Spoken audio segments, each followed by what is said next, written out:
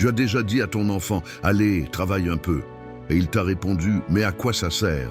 Si tu t'es déjà senti impuissant devant un enfant démotivé, reste bien jusqu'à la fin.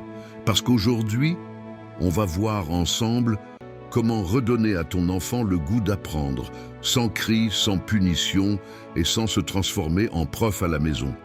Bienvenue sur Déclic Motivation, la chaîne qui t'aide à comprendre la motivation, à la cultiver et à la transmettre à tes enfants. Avant de commencer, mets un petit like sur la vidéo.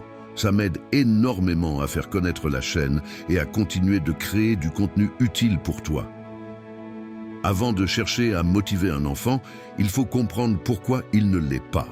Beaucoup d'enfants ne manquent pas de capacité, ils manquent de sens, ils ne voient pas à quoi servent les devoirs, ou ils ont déjà associé l'école à l'échec ou au stress. Prenons un exemple. Imagine un enfant de 10 ans qui rentre de l'école fatigué après 6 heures de cours. Il pose son cartable et on lui dit « Tu fais tes devoirs avant de jouer ». Pour lui, c'est un prolongement d'une journée déjà trop longue. Et s'il a déjà entendu qu'il était mauvais en maths ou pas fait pour l'école, son cerveau associe le travail à la frustration, pas à la réussite. Autre cas très fréquent, le discours de la peur. Travaille, sinon tu rateras ta vie. Si tu n'as pas de bonnes notes, tu n'auras pas de métier.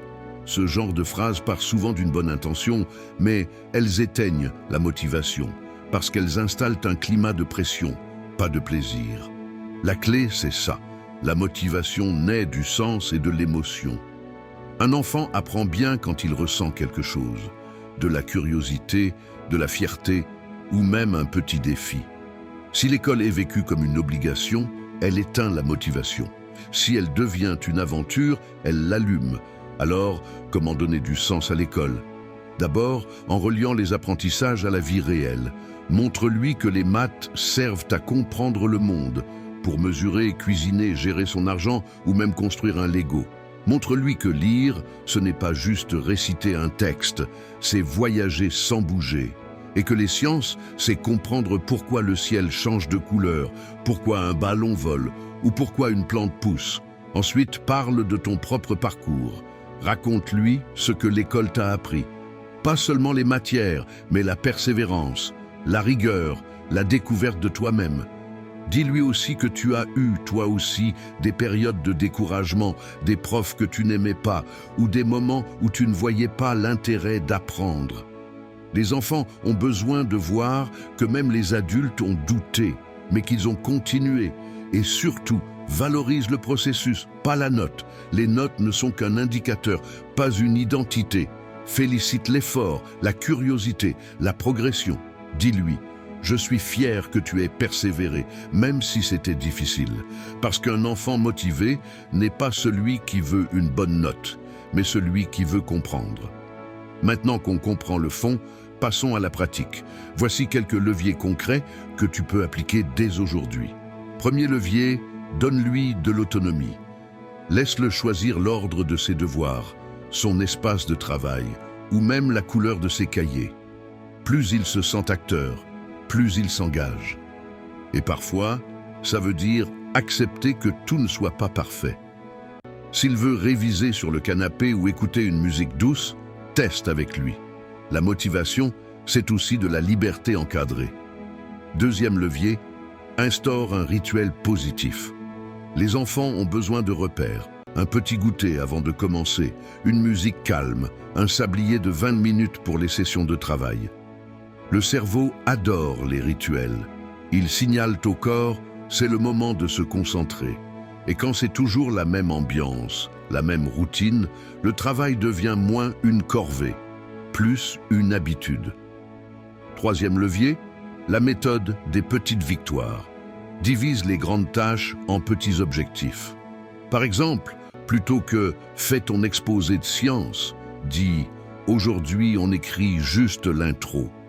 Chaque mini-réussite déclenche une satisfaction intérieure, la fameuse dopamine, le carburant de la motivation.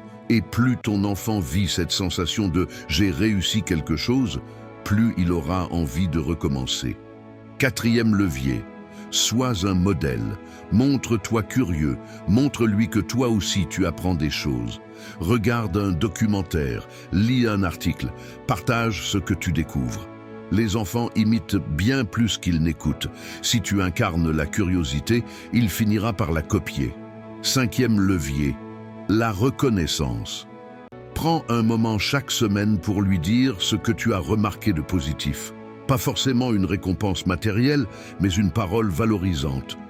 J'ai vu que tu t'étais mis au travail sans qu'on te le demande. Tu as progressé sur ton écriture, tu as pris ton temps, bravo. Ces petites phrases, dites régulièrement, nourrissent sa confiance et renforcent son envie de faire bien. Et parlons justement de confiance. La motivation ne pousse pas sur un sol de peur, mais sur un sol de confiance. Un enfant qui a peur de décevoir n'ose plus essayer. Un enfant qui se sent encouragé ose, même s'il se trompe. Encourage ton enfant sans le surprotéger. Valorise les erreurs comme des étapes normales de l'apprentissage. Tu peux lui dire « Ok, tu t'es trompé, super. Maintenant, on sait ce qu'il faut retravailler. » Rappelle-lui que l'échec, c'est juste l'entraînement du succès. Et n'oublie pas, le cerveau, c'est comme un muscle. Plus on l'utilise, plus il devient fort. Si ton enfant comprend ça, il verra chaque difficulté non plus comme un mur, mais comme un exercice. Tu peux même lui expliquer que les plus grands inventeurs, les sportifs, les artistes, tous ont échoué avant de réussir. La différence, c'est qu'ils ont persévéré. Et puis, prends le temps d'écouter ton enfant. Souvent, derrière un « j'aime pas l'école », il y a une peur, une fatigue ou un sentiment d'injustice. Peut-être qu'il s'ennuie, qu'il ne comprend pas ou qu'il se sent moins bon que les autres. Parler avec lui sans jugement peut débloquer beaucoup de choses. Montre-lui que tu comprends, que tu ne cherches pas à le forcer, mais à l'aider à trouver sa propre motivation. Alors si je devais résumer cette vidéo, la motivation c'est du sens, de l'autonomie et de la confiance. Ce n'est pas quelque chose qu'on impose, c'est quelque chose qu'on cultive petit à petit, comme une graine. Et quand cette graine pousse, elle devient une force intérieure qui va bien au-delà de l'école. Alors si tu veux aller plus loin, abonne-toi à Déclic Motivation et surtout, active la cloche pour ne rien rater, parce que dans la prochaine vidéo, on parlera de comment transformer les devoirs en un vrai moment de complicité. Merci d'avoir regardé jusqu'au bout. Partage cette vidéo à un parent qui galère avec les devoirs. Et souviens-toi, la motivation, ça se cultive.